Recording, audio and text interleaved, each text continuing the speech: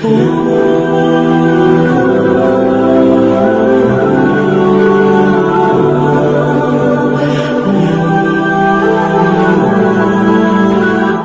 آپ کو ایمان اور یقین حاصل ہو تو پھر دعا کریں اللہ اس پر استقامت عطا فرمائے، پھر اس پہ ڈٹ جائیں۔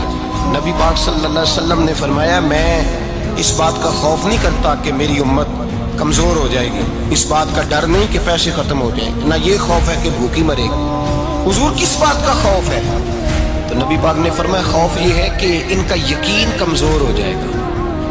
یاد رکھیں اگر اعتبار نہ ہو تو گھر نہیں چلتا، تو اگر اللہ رسول پر یقین کامل نہ ہو تو پھر بندہ مسجد نہیں آ سکتا، پھر اس کا دین نہیں چلتا، پھر اس کے لیے مشکل ہے نماز، پھر اس کے لیے مشکل ہے راہ خدا میں خرچ کرنا۔ میرے نبی پاک نے فرمایا یوں نہ کہا کر کہ یا اللہ چاہے تو دے چاہے تو نہ دے، جب مالک سے مانگ تو کہا کر یا اللہ تجھی سے مانگنا ہے میں لے کے اٹھوں گا، تو مجھے دے گا، فرمایا جتنا تیرا یقین کامل ہوگا اتنا ہی اللہ تجھے جھولی بھر کے عطا فرمائے گا۔ کمزور سا مسلمان، لڑکھڑاتا سا مسلمان دیکھتا ہوں کرتا ہوں، اور یہ بھی نہ دیکھا کریں بھائی ایمان یقین کو استقامت کے درجے پہ لیں، یہ نہ دیکھا کریں کہ وہ کیسے دے گا، وہ کسی وسیلے کا محتاج نہیں ہے، وسیلے کو پسند کرتا ہے، پر وسیلے کا محتاج وہ بغیر وسیلے کے بھی دے دیتا ہے۔ ہر آدمی ماں باپ کے ذریعے پیدا ہوتا ہے، اگر پیدا کرنا چاہے تو جناب عیسیٰ کو بغیر باپ کے پیدا کر دیتا ہے، اگر پیدا کرنا چاہے تو حضرت آدم کو بغیر ماں اور باپ کے پیدا کر دیتا ہے۔ جب یقین رکھے، یقین قرآن مجید پڑھیے، حضرت موسیٰ علیہ السلام فرعون کے دربار میں کھڑے ہیں، چاروں جانب دشمن ہی دشمن ہے،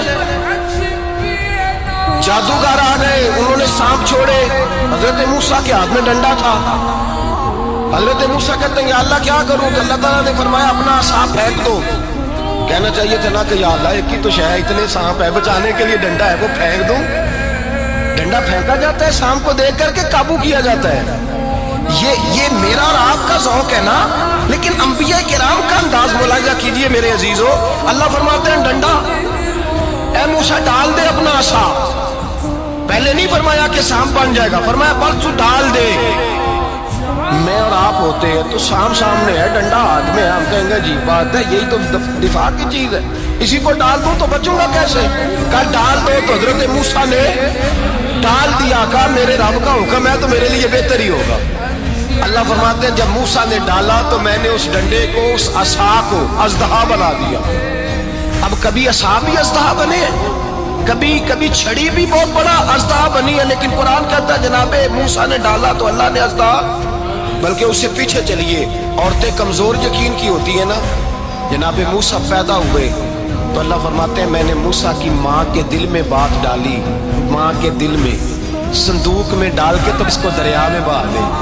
اور بھائی صندوق میں کہہ سکتے ہیں نا آکسیجن کیسے جائے گی، اور دریا میں بچے بچنے کے لیے ڈالے جاتے ہیں کہ ڈوبنے کے لیے ڈالے جاتے ہیں؟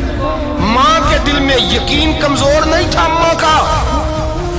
انبیاء کے ماں باپ موحد ہوتے ہیں، دین کو ماننے والے، ماں کے دل میں اللہ نے باپ، اللہ قرآن میں کہتے میں نے وحی کی، میں نے القاء کیا، میں نے بات ڈالی۔ حضرت موسیٰ کی ماں کہتی ہے میں نے ڈال کے نا سمندر میں بیٹا، میں نے سمندر میں بیٹا ڈال کے صندوق میں بند کر کے رب کے حوالے کیا۔ آپ فرماتے ہیں میرے مالک کا بھروسہ کیا تو پھر میرے مالک کا کام دیکھو، کمال دیکھو، میں نے دریا میں ڈالا، اللہ نے فرعون کے گھر میں میرے بیٹے کی پرورش کرا دی۔ یہ یقین کی حضرت موسیٰ کے پاس قوم آئی، قرآن پڑھیے، کہ جناب پانی چاہیے، وَإِذِ اسْتَسْقَىٰ مُوسَىٰ لِقَوْمِهِ، موسیٰ نے اپنی قوم کے لیے پانی مانگا، ہم نے کہا فَانْفَجَرَتْ مِنْهُ اثْنَتَا عَشَرَةَ عَيْنًا، اپنا ڈنڈا پتھر پہ مارو۔ عقل والا آدمی ہوتا تو اڑ جاتا، کہتا یا اللہ پتھروں سے بھی کبھی پانی نکلا ہے؟ اضرب بعصاک الحجر، مارو پتھر پر ڈنڈا۔ اللہ کے نبی نے منٹ نہیں لگایا، ٹھا کر کے ڈنڈا لگایا، فَانْفَجَرَتْ مِنْهُ اثْنَتَا عَشَرَةَ عَيْنًا۔ اللہ فرماتے ہیں جناب موسیٰ نے ایک عصا مارا، میں نے 12 چشمے جاری کر دیے۔ تو لے تو اللہ کرتا ہے، اللہ کہتا ہے پڑھ نماز روزی دوں گا، کہتا ہے سوچتا ہوں۔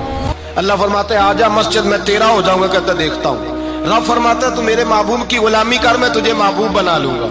تو کہتا ہے تھوڑا بڑا ہو کے داڑھی رکھنی ہے، ابھی سیانا ہو کے میں ذرا سرٹیفکیٹ لے لوں اسرائیل سے کہ کتنے سالوں کے بعد آئیں گے، پھر شروع کروں گا۔ پروگرام بنا رہا ہے، ابھی تو ارادے میں ہے۔ اللہ کے پیغمبر کا ڈنڈا، اور اس سے زیادہ آگے بات ہو گئی، پیچھے فوج لگی ہوئی ہے فرعون کی، مجمع ہے، ہزاروں لاکھوں کا لشکر لے کے، تلواریں نیزے، فرعون پیچھے، آگے دریا آ گیا۔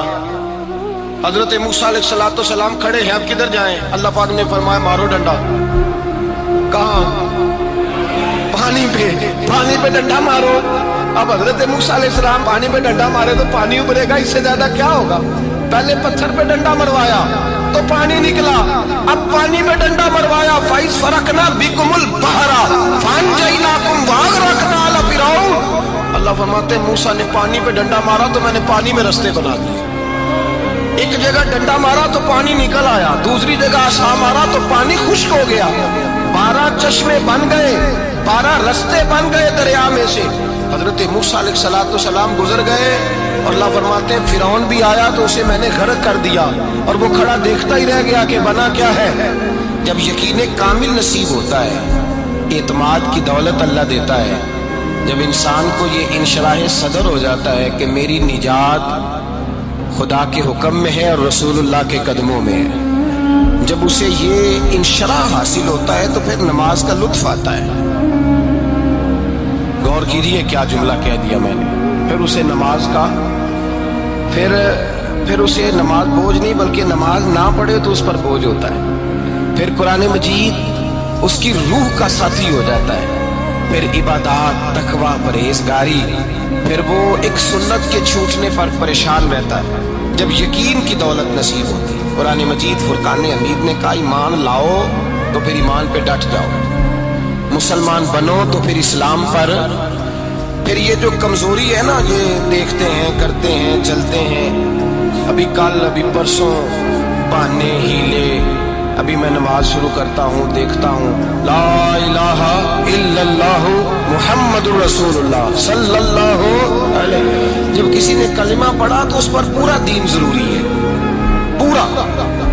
اب وہ یہ نہیں کہہ سکتا کہ تھوڑا تھوڑا کر کے آؤں گا۔ یقین کی دولت نعمت ہے۔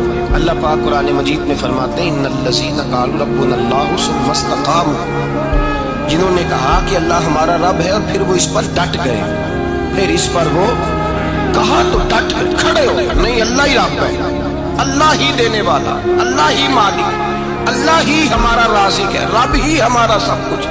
جب ڈٹ گئے تو فرمایا تتنزل علیہم الملائکہ، پھر میں ان کی مدد کے لیے آسمان سے فرشتوں کا نزول فرمایا کرتا ہوں۔ فرشتے کیا کہتے ہیں؟ اللہ تخافوا ولا تحزنوا، غم نہ کرنا، خوف نہ کھانا، وابشروا بالجنۃ التی کنتم توعدون، ہم تو تمہیں اللہ تبارک و تعالیٰ کی اس جنت کی خوشخبری دینے آئے ہیں جس کا رب نے تمہارے ساتھ وعدہ کیا ہوا ہے۔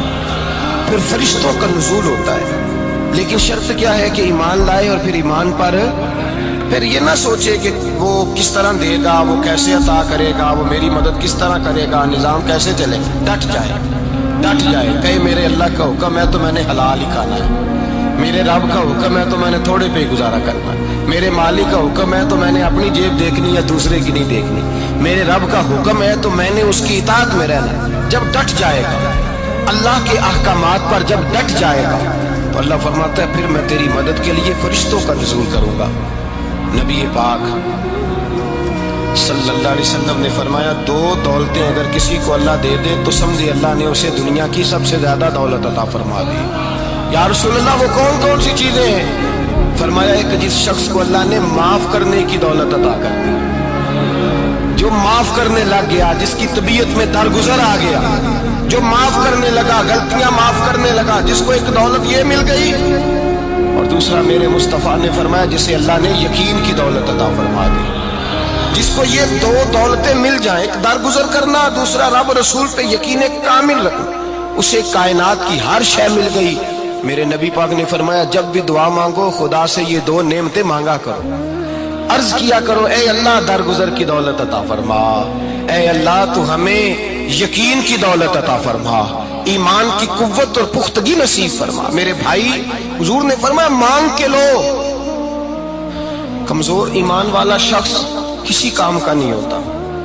جس آدمی کے ذہن میں شک کا بیج ایک دفعہ جنم لیتا ہے وہ آدمی تو غلام سے بدتر ہے۔ بے کیف سجدہ، روٹھی روٹھی سی عبادت، اس کی زندگی کیفیات سے خالی ہے۔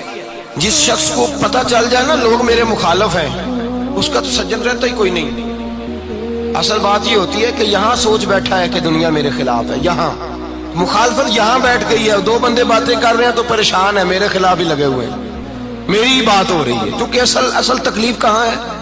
اور اگر یہاں یقین کامل ہو گیا نا کہ سارے مجھ سے پیار ہی کرتے ہیں، تو پھر دو بندوں کو بات کرتا دیکھیں گے تو یہی سوچے گا میری تعریفیں کر رہے ہیں۔